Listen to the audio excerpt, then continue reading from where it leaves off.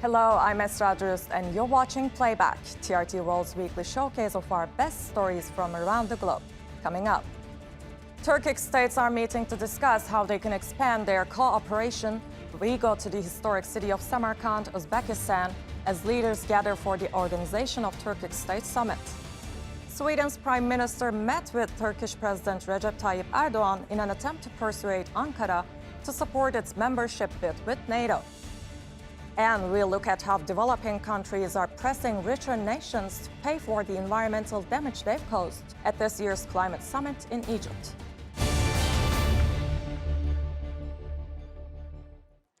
The leaders of the Organization of Turkic States have met in Uzbekistan for their annual summit. This year's agenda is focused on increasing economic and cultural ties between the member states. And as Naim Öngören explains, the so-called Middle Corridor is playing a key role in this objective.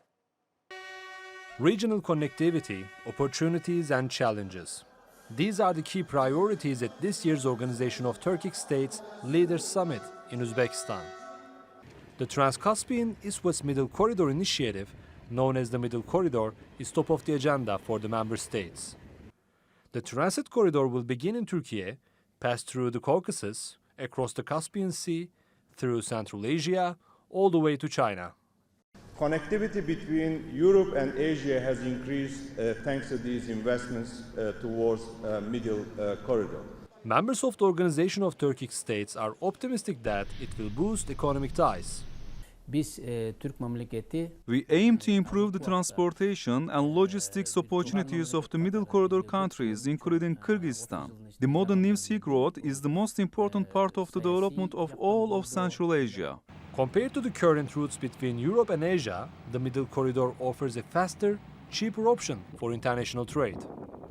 Russia's war on Ukraine brings into focus its security and effectiveness as a safe alternative to the northern trade route. But it is still in need of development and infrastructure. One key challenge is the number of ships for logistics and trade across the Caspian. But a growing shipbuilding collaboration between Türkiye and OTS member states is working to remedy it. With the Middle Corridor supporting surrounding economies, Azerbaijan, Uzbekistan, Kyrgyzstan, Kazakhstan and Türkiye are looking forward to a future of increased cooperation. Naim Öngören, TRT World. Sweden's prime minister has visited Turkey in a bid to persuade the country to support its application to NATO. Ulf Kristerrson says he is fully committed to the trilateral memorandum signed with Ankara in June that pledges to cooperate against terrorism. Turkish President Recep Tayyip Erdogan says he still needs to see more concrete steps from Stockholm. Our diplomatic correspondent Hassan Abdullah reports. Sweden's recently elected Prime Minister Ulf Kristerrson landed in the Turkish capital Ankara, hoping for his country's stalled NATO membership process to take off. Türkiye has said it will ratify Sweden and Finland's membership bid, but only if they act upon Ankara's security and defense concerns. The three countries signed a memorandum of cooperation in June. Sweden wants NATO membership for its own security, and we want to see a Swedish government that supports resolving our security concerns. As emphasized in the Memorandum of Understanding signed in Madrid, NATO's one of the most fundamental elements is full cooperation and solidarity in the fight against terrorism. In our talks today with Mr. Prime Minister, we both shared our expectations for the realization of the responsibilities that are in the memorandum with concrete actions.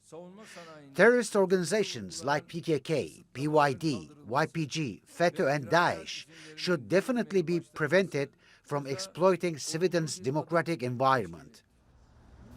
The Swedish Prime Minister was taken to the Turkish Parliament to witness the damage caused by FETÖ terror group's bombing during the July 15 coup attempt. We will fully implement the trilateral memorandum between Türkiye, Sweden and Finland. And I simply stress that we have fulfilled quite a lot of the memorandum. We are in the midst of fulfilling other things.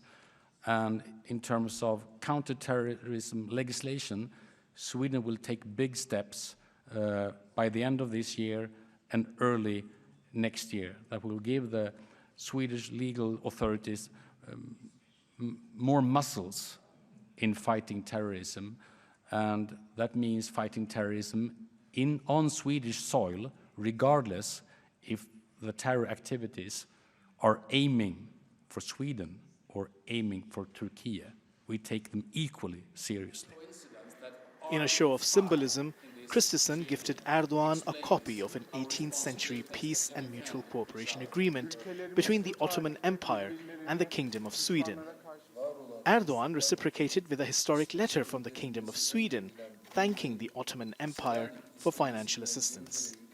The two leaders agreed to build on the historically good relations, from security to trade. The delegations will now meet in Sweden later this month to discuss progress on the joint cooperation mechanism. Hassan Abdullah, TRT World, Ankara. Russia's military has ordered its troops to pull out of the Ukrainian city of Kherson. It's a significant setback for the Kremlin, as Kherson was the only regional capital to fall to Russia after it attacked in February. Military officials admit they can no longer supply troops defending the city and say they'll build defensive positions on the eastern bank of the Dnipro River.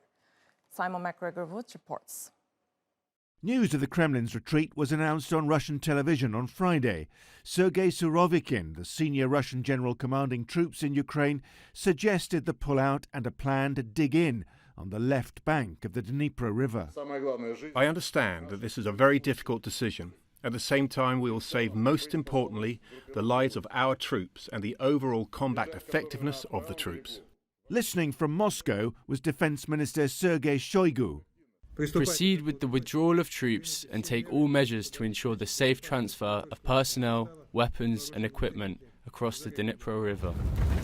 For weeks, Kiev's forces have been closing in on Kherson. Russia has struggled to resupply its troops, hampered by the strike against the bridge connecting occupied Crimea to Russia.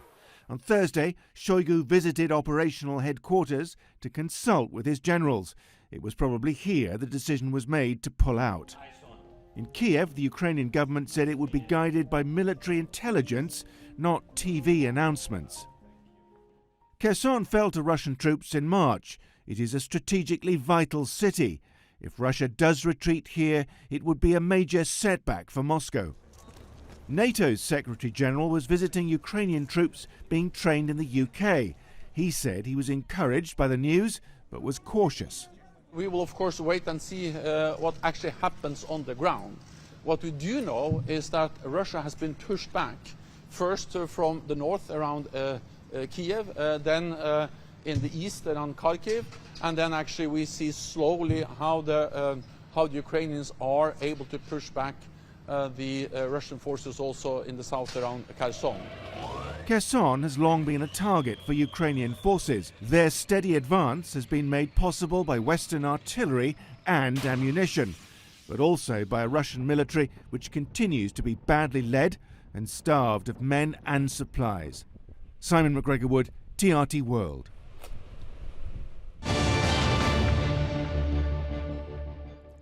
More than $1 trillion a year are needed for climate action, according to a report commissioned by the UK and Egypt, the previous and current presidents of the UN's Climate Change Conference, COP. Political leaders from industrialized countries are coming under more pressure than ever to provide finance for the developing world to transition to renewable energy. Our diplomatic correspondent Andrew Hopkins reports from Sharm el-Sheikh. After 2 days of speeches by presidents and prime ministers at COP27, the world has been left in no doubt about what is needed. Excellencies, this UN climate conference is a reminder that the answer is in our hands. And the clock is ticking. We are in the fight of our lives and we are losing. Greenhouse gas emissions keep growing. Global temperatures keep rising. And our planet is fast approaching tipping points that will make climate chaos irreversible. And these are the people who are leading us in that fight for our lives. The presidents and prime ministers who've arrived in Sharm el-Sheikh to tell the world what they intend to do next to fight climate change. Here in this huge complex, specially constructed for COP27, are NGOs, humanitarian organisations and foundations who are trying to hold their feet to the fire over the promises they've made, whether they're sending enough funds to developing parts of the world or they're hitting their targets in reducing greenhouse gas emissions. Groups trying to bring attention to the fact that temperatures are rising too fast. Targets of a maximum increase of 1.5 degrees Celsius around the world are not being met. At a summit labelled Africa's COP, questions were asked why more isn't being done to help transform these economies to make them more sustainable. For the first time, the issue of loss and damage from extreme weather events is being discussed, and why it's such a struggle to get financial aid from industrialised countries to help. This year, there's also a brand new problem, the conflict in Ukraine. How the fighting has led some Western countries to cut supplies of Russian gas, but also return to coal power for the winter and again put emission targets at risk, resulting in this call by Ukraine's president in a video message. We must stop those who, with their insane and illegal war, are destroying the world's ability to work united for a common goal. There can be no effective climate policy without the peace on the earth. A new report by the UK and Egypt, the current and previous COP presidents, say these world leaders now need to find $1 trillion a year to fight the climate crisis. It will be a tough uphill task for politicians already not fulfilling their financial targets. Andrew Hopkins, TRT World, Sharm el-Sheikh. One of the consequences of the climate crisis has been rising sea levels. One of the countries now under threat from this is Montenegro. A beloved part of the Montenegrin coast, the island of Ada Bojana, is slowly disappearing. And as Mirjana Miladinovic reports, if measures aren't taken, the island could be gone in as little as 50 years. Around 20 years ago, there were only a few fishermen houses along the Buena River. Today, more than 700 houses are dotted along the shoreline. The area is also now a busy tourist attraction.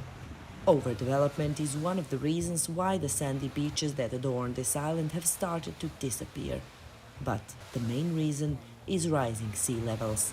Local authorities have tried to slow down the erosion process over the years.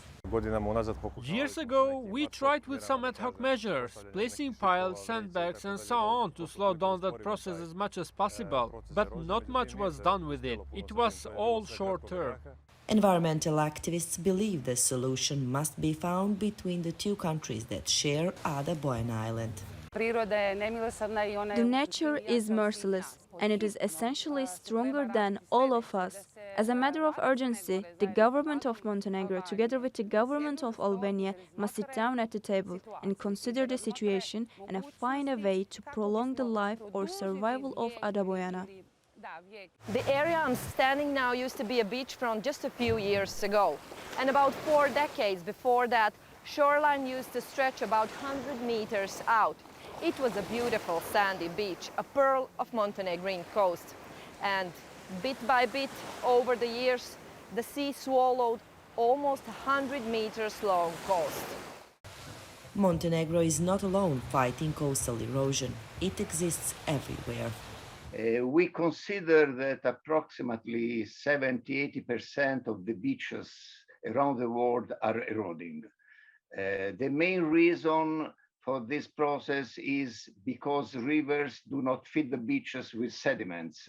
Sand and gravel do not arrive to the coast as much as before. This is the main reason, which follows the development, let's say the industrial development. When people was working in agriculture, they were producing a lot of sediments arriving to the rivers, and rivers were bringing these sediments to the coast. From now on, sea level rise is going faster, and it will become the main reason of beach erosion. A World Bank study predicts 2/3 of all beaches may be underwater by the year 2100. The best strategy for all, and for Ada Bojana as well, is to leave the area. While waiting for bureaucracy, cooperation, money, quality research and a permanent solution, nature does not stop its processes, and the red flag for saving the Azerbaijan has been raised. Mirjana Miladinovic, TRT World, Ulcinj, Montenegro. From January to September this year, India was struck by natural disasters for almost 250 days. More than 2,750 people were killed in these extreme weather events. The report by the Center for Science and Environment in India was released as world leaders gathered in Egypt to tackle the climate crisis. Smita Sharma explains. Heat waves, floods, landslides, storms, record rainfall. India is reeling from extreme weather events with thousands of lives lost. The Center for Science and Environment report says these disasters destroyed more than 400,000 homes in India, damaged more than 1.8 million hectares of crop area, and killed nearly 70,000 livestock in the first 9 months of the year. This is definitely a conservative estimate. It's because when we analyzed the data on loss and damage for this report, we found that Madhya Pradesh, one of the largest states in the country, and which has been affected the most by the extreme weather events based on the report this year, is yet to put out its figures on crop area damage due to the weather events this year. The country recorded its warmest March and third warmest April in more than a century this year. Ashok Chaudhary from Meerut in Uttar Pradesh belongs to a family of farmers that has grown wheat and rice for generations. Last month, 400% more rainfall than normal in October fell across the northern Indian state, destroying key summer-sown crops and vegetables. Farmers are the worst impacted. These recent erratic rains damaged vegetables. The grains rotted and turned black. They had been harvested and were lying in the fields, which became flooded with water. Unseasonal rains lead to floods. Western Uttar Pradesh is a dominant sugarcane belt. If it rains suddenly, pests attack the crops and we incur losses of up to 25%. The damage to crops has a roll-on effect, causing food shortages and rising prices. These events will affect the production, and if production is affected, it will affect the availability, leading to shortage of affordable food and food inflation in the long run. Extreme weather events that used to be seen once in every 100 years are now happening once in every 5 years or less. Developing economies like India are asking countries in the global north to follow through on their pledges and urgently help finance climate action. They say it's the only way to deal with the new abnormal in a warming world. Smita Sharma, TRT World, New Delhi. Türkiye is pledging net zero emissions by 2053. One of the country's biggest projects is the Karapınar solar power plant, which sets to provide electricity to 2 million people while contributing to the economy and helping reduce reliance on energy imports. Kübra Koç reports. This is Turkey's largest solar power plant, located in the district of Karapınar in the southern central Turkish province of Konya. We visited the company behind the project to find out more. Karapınar solar power plant is actually, at the moment, not only largest in Turkey, but largest solar power plant in Europe as well, and also one of the largest solar power plants in the world. Its installed power is 1,000 megawatt electrical power and 1,348 megawatt solar power. Murtaza Ata, the CEO of Kalyon Energy Investments, told us the project is unique as they are building the solar panels from scratch. They take these stones, called polysilicons, and melt them down to manufacture this monocrystal ingot. This is where silicons are getting melted into monocrystal ingot. Ingots are then made into bricks and cut into pieces called wafers, which create these cells. One regular solar panel at the Karapınar power plant consists of 72 cells. The project is part of Turkey's efforts to grow its domestic green energy sector. That's as Russia's war on Ukraine is creating uncertainty in the global energy sector and the climate crisis worsens. In order to heal the damages we have given to our planet, we have to accelerate transition to green energy resources. And solar power is the best and the most effective energy form helps us in achieving this target. The Karapınar solar power plant received $812 million in government funding, and 8 international and Turkish banks are also contributing to the project.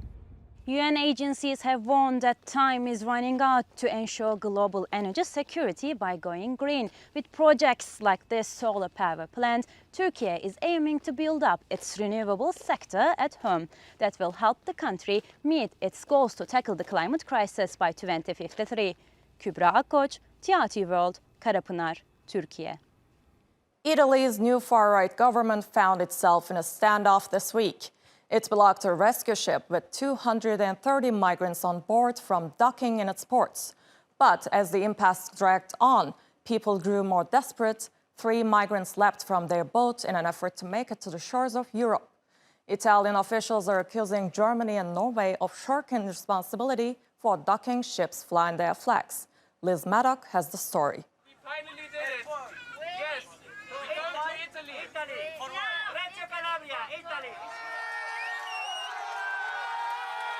One break in the stalemate. After waiting at sea for days, German rescue ship called Rise Above, carrying 89 people, was told it could come into port. Far-right government of Giorgia Meloni had been insisting only vulnerable people could disembark, and that it was Germany's responsibility to accept the migrants. Have mercy for the women and the kids. Have mercy for us. Look at the baby. This is chicken pox. It's been 10 days since we could bathe her. She can't eat. She only cries. Have mercy for this baby. Permission to dock is no guarantee.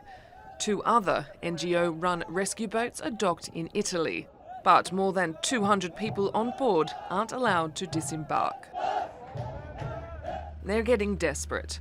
3 jumped off a ship and into the sea.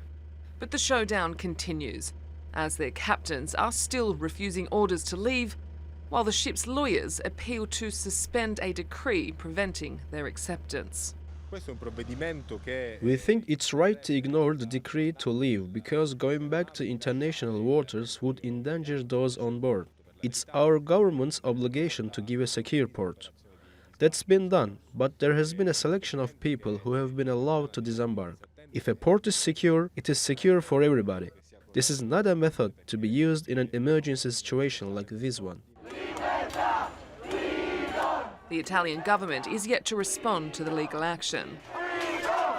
As the standoff drags on, calls grow louder from NGOs and Italians standing in solidarity with those so close but so far from safe harbour.